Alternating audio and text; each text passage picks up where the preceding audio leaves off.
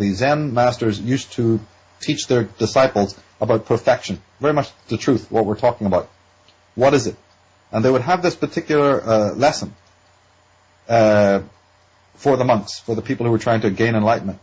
And the master would say to the disciples, I'm going to hold up... what would happen actually physically is they would take them to the pottery area. And the lesson was that you had to make the perfect bowl. That's all the master would say. In order to pass this particular lesson, or this rite, this part of the ritual, you have to create the perfect bowl. And we don't care how long it takes you or what happens, but, And so the pupils would go off and they try to make this perfect bowl out of the clay. And then they'd bring it to the master. And of course, he'd be dismissing one after the other, going, okay, good, yeah, right, move on. Not perfect. Until basically every single pupil had not gained the perfection. And so finally one of the disgruntled, pupils would go, like, hey, what the hell is this, I mean, we got, 300 students here and, you keep on telling us it's not the perfect one, then you make it. And so the teacher in the story lifted one of the bowls and held it up, right? And then in a split second, he dropped it as if by accident, and it smashed on the floor into like hundreds of pieces. And he asked one of the students to sweep up all the pieces and take it over to another part of the school where the gold masters were, where they made the jewelry or where they melted gold, right? And he said, ask the goldsmith to glue all the pieces back together for us and use gold to do it. After a couple of hours or days, whatever, the bowl returns and the master holds it up in front of the class and goes, here is the perfect bowl. Because it embodies not only creation, which is what you all guys were doing, it also embodies destruction. As your breath does, as the creation does, as nature does. So it has the balance, in other words, the balance of both. The balance of both. And in the Western world, and maybe even for hundreds and hundreds of years, we have lost this. We understand it intellectually, perhaps. And I'm not including everybody. I'm not making a general statement here. But on the whole, we are a very acquisitive people. We've been mind-controlled into something that's actually quite destructive. The destruction we're going towards is the destructiveness of complete yang mentality, complete acquisition. And I mean that even in a psychological way.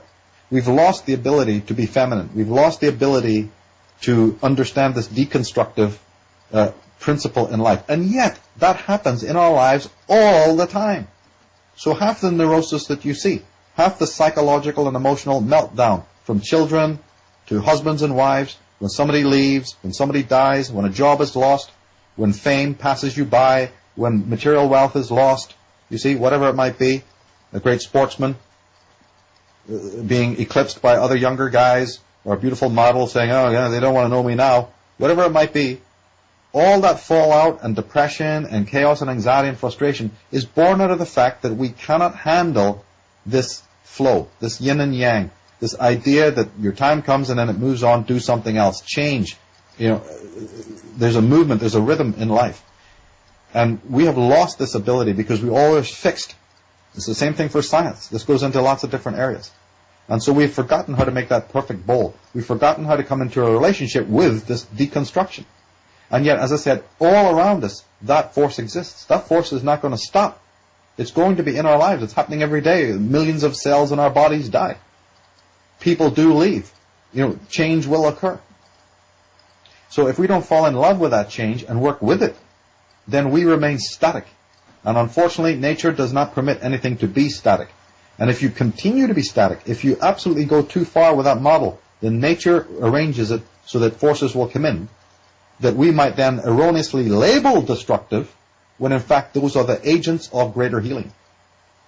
And in fact, that's why sanity and sanitize, I've always said, are very connected. Because forces that we now, in this age, in this world right now, think are destructive, are actually not destructive. We are destructive. Our thinking has become destructive. Our thinking has become anti-life, pseudo-love, pseudo-life, pseudo-reality. And therefore, the other forces that are really living and vital, that take care of all the universe, the stars, the leaves, the trees, the water, That cycle is in perfect unison and balance. And it's going to make sure that we also fall into balance. Amazing. Now, this principle is existing, and it exists in our bodies. So as I said earlier on, it ties into the fact that if a person meets psychosis, or if they meet a type of breakdown, in a much broader context, you also have to look at why that is. Maybe that person has not dealt with their impurities. Maybe that person hasn't got a clear grasp of reality. Maybe that person is on this journey for wrong reasons. Motive is very, very important in all of this. That's right. If you try to get into any kind of truth movement or any kind of movement with the wrong mentality of what you want this for, why do you want the truth? If you want it so you can get chicks, or if you want it so you can get famous, or so you can make a lot of money, or you're trying to get one up. Yeah, get one up on other people, then it's not going to work out for you.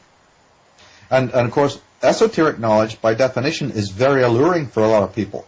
Even for the intellectual set who get bored by jumping through the hoops and they want more power. Or just generally, as you say, acquisitive people. People who think that they can get something material out of it. And they're not realizing, because of course there's no actual warning. It's not like you're buying a CD where the warning's right in the front of it, or a drink or alcohol. Unfortunately, when you dabble in occult areas, you're now being tested. And therefore, your motive is going to matter. It ties into what I was saying earlier about the end of the journey. It's like some sort of T.S. Eliot thing where in our endings is our beginnings. You're going to end up meeting yourself again. In a way, it is a little bit like karma. It might be a sort of subset of the karmic idea that you're going to meet that down the line. But even leaving that aside, the idea is that your motives, the reason why you get into something, is in a way going to walk with you, and it's going to skew you, and it's going to lead your path into areas that another person may not walk. That's why I emphasize to the caller how important it is to keep the individual compass in mind and never let that be stolen from you, and never also sell it yourself, because you may walk for a while with other people who are like-minded. But in the end, their road may not go where you want to go, or you may not want to go where they want to go. You see, because there's nothing uniform about any of this. It's a purely mutable thing. And this, I feel, has been lost, and partly because of the influence of religion. It's one of the biggest critiques I have about religion, is that it's so fixed, it's so immutable. They use the promissory note. They say one one Christ, one book, one set of commandments, one set of behavior, one heaven for you all. And one hell for those who don't like it. Oh, that's it. And remember, let's take it, what they say, when they promise you the heaven, when a Christian promises you the heaven, we often never think about this, but the heaven that they're promising us is absolutely fixed. All people will enter one zone. And all people will have to do the same rules. Can't we see the regimentation in all of this? The same Savior, the same code, the same church, the same practices, and in the end, the same heaven. I'm not making any comment about it. I'm just saying, observe the fact that, does this really gel?